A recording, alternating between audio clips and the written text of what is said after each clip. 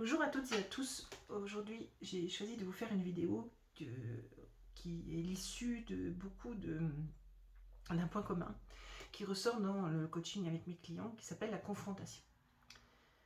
Alors, la confrontation, beaucoup d'entre vous pensent connaître un petit peu ce mot et comment l'appliquer et le mettre en place dans le quotidien. En réalité, c'est quelque chose qui a été quasiment supprimé par le fait de pouvoir dire il ne faut surtout pas émettre ses opinions, il faut être dans le politiquement correct. Nous ne pouvons pas confronter des idées, confronter des envies, des opinions, des projets, tout ce que l'on veut, pour asseoir et positionner un ensemble de choses, et ça a énormément entravé la créativité. Donc je vais vous lire une petite définition que j'ai trouvée sur Wikipédia, qui me semble assez claire sur la compréhension de la confrontation. Donc une confrontation consiste à mettre des choses ou des personnes en présence pour les comparer dans un but d'en obtenir un ensemble harmonieux, qui n'est ni un ensemble ordonné, ni un ensemble chaotique, mais le produit d'un consensus. Consensus. C'est-à-dire qu'on est capable de dire, moi je pense que derrière moi le mur il est rouge, et quelqu'un d'autre va dire, non, moi je le vois gris. Très bien. Donc la plupart des gens vont dire, mais t'es complètement stupide, t'es vraiment idiot, tu vois bien qu'il est gris. Et les autres vont dire, mais pourquoi? Non, mais moi je le vois complètement rouge. Donc on est dans une situation aujourd'hui où même il y a des violences verbales sur des confrontations d'idées, des confrontations d'informations. Par le fait notamment que ces informations, la plupart d'entre elles, sont galvaudées, sont détournées, sont manipulées. On le voit aujourd'hui. Il y a tout un ensemble de preuves qui peuvent le mettre en avant. Mais de plus en plus de violences surgissent de certaines personnes qui considèrent que le mur derrière est rouge. Bien. Quand on est dans la confrontation, on essaye de créer un échange et un partage pour dire « Très bien, ce mur il est rouge. Est-ce que tu peux m'expliquer pourquoi toi tu le vois rouge et moi je le vois gris ?» Là, on essaye de créer un dialogue, un discours. Si la personne fuit, c'est qu'elle ne veut absolument pas rentrer dans ce discours et dans cet échange, et c'est qu'elle préfère considérer qu'elle a raison, même si le mur n'est au final absolument pas rouge. Mais elle a considéré que le mur était rouge parce qu'on lui a appris qu'il était rouge. Et en fait, ça fait des années qu'on nous apprend à dire la même chose, à penser la même chose, à considérer que tout ce que nous apprend à l'école, c'est comme ça et c'est pas autrement. Une seule pensée, une seule façon de voir.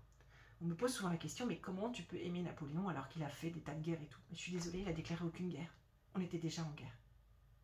Oh, c'est pas possible. Mais Nadine, mais t'es complètement folle. Instruisez-vous. Faites comme moi. Faites comme d'autres. Instruisez-vous, mais en dehors de l'école, en dehors des médias mainstream, en dehors de tout ce qu'on essaie de nous rentrer dans la tête. Et vous verrez qu'il n'y a pas que pour Napoléon qu'on ment, mais pour énormément, énormément de choses. Et tout a été fait pour qu'il n'y ait pas cette confrontation. Moi, Napoléon, je vois les choses autrement que ce que l'on dit dans les livres d'histoire.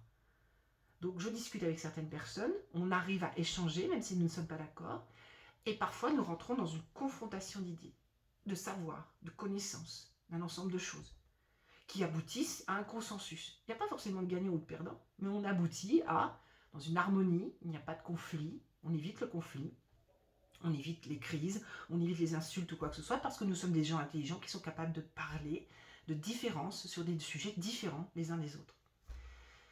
Et on arrive à un moment donné à un consensus, bon bah écoute finalement, peut-être que tu n'as pas tout à fait tort sur Napoléon, et puis moi je pourrais très bien dire, finalement, j'ai encore des choses à apprendre sur Napoléon. Ça c'est un consensus. On n'est pas forcément convaincu l'un et l'autre de ce qui s'est passé, mais on est dans une situation où on a réussi à arriver à quelque chose de constructif. Constructif, ça peut penser un peu à la créativité. Ça fait des années qu'on dit qu'il n'y a plus de créativité dans les entreprises. On fait toujours la même chose, le fameux « ça fait 20 ans ou 30 ans que ça dure ». Le politiquement correct, de faire exactement comme tout le monde. En cybercriminalité, c'est exactement ce qui se passe. On va faire la cybercriminalité dans les entreprises, comme pour les formations, ou à mettre par exemple les arcs-en-ciel, une ineptie sans nom, je ne supporte pas, j'ai dû former à l'époque sur cela. Mais non, on n'est pas jaune, on n'est pas rouge, on n'est pas vert, on n'est pas bleu. On est unique. Tout être humain est unique. C'est complètement aberrant de former des gens là-dessus et de leur faire croire qu'ils sont ceci ou cela. Non, tout le monde est unique. Vous rentrez des gens dans des cases. En les rentrant dans des cases, on doit avoir une pensée unique. Nous n'avons pas la liberté de modifier cette pensée. Cette liberté de se dire à un moment donné, mais j'ai le droit de considérer que je suis violet. Et en fait, je ne suis pas violet, je suis un mélange de tout. Déjà, on est beaucoup plus juste, parce que c'est le cas. Donc vous voyez, c'est extrêmement tendancieux de considérer que la confrontation est un vrai problème dans la compréhension au jour d'aujourd'hui dans les esprits des gens. Et je m'en suis rendu compte auprès de mes clients. Donc c'est pour ça que j'ai décidé de faire cette petite vidéo.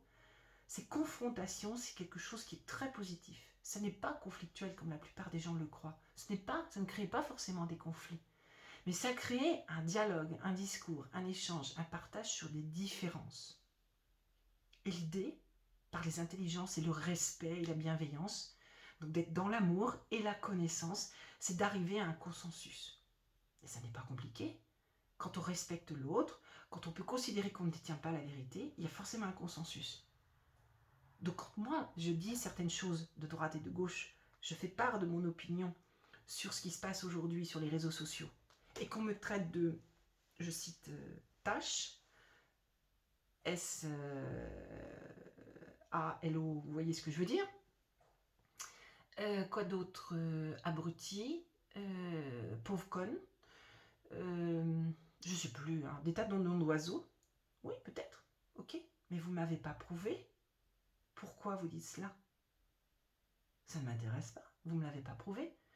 C'est comme lorsqu'on regarde un tableau, là est arrivée cette histoire il y a très longtemps au musée d'Orsay, de voir un tableau que je ne comprenais pas, je ne le comprenais pas. Et je cherchais à comprendre, parce que je me dis, cet artiste est connu, cet artiste fait vendre, donc il doit y avoir une raison pour qu'il y ait ce tableau-là. Donc je suis restée devant très longtemps. Et il y a un monsieur qui vient à côté de moi et qui dit « c'est une merde », je cite. Je regarde, étonné, je lui dis « pourquoi vous dites que c'est une merde ?»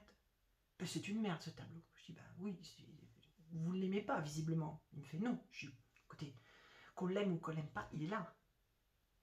Quelqu'un l'a fait. Et il y a beaucoup de gens derrière qui peuvent acheter, enfin beaucoup, certaines personnes qui peuvent s'offrir ce type de tableau. Et beaucoup de gens qui peuvent l'apprécier. Ce qui n'est ni votre cas ni le mien, certes. Mais de là à dire que c'est une merde, êtes-vous capable d'en faire autant? Moi pas. Moi pas. Je ne me permettrai pas de dire comment les autres doivent travailler sur ceci, cela. J'ai assez à faire dans mon métier. Mais je ne sais pas faire, donc je ne peux pas me permettre de dire. Je peux permettre de dire par exemple qu'un plat n'est pas bon à mon goût, mais est-ce que ça fait de cela un mauvais cuisinier? Vous voyez? C'est de détailler et de voir ces choses-là au lieu d'aller tout de suite au but de juger systématiquement. Ça n'ouvre pas à la confrontation. Ça n'ouvre pas à la créativité, ça n'ouvre pas à l'échange, ça n'ouvre pas au partage, ça n'ouvre pas à la possibilité aussi de se remettre en question, parce que la confrontation sert à ça aussi, et encore moins à la créativité.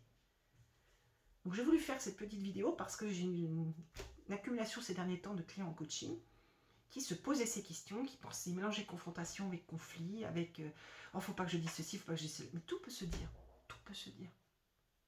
Si vous êtes dans l'amour et la bienveillance, il y aura forcément du respect. Voilà, j'espère que cette petite vidéo vous a aidé. Bonne journée, à bientôt, au revoir.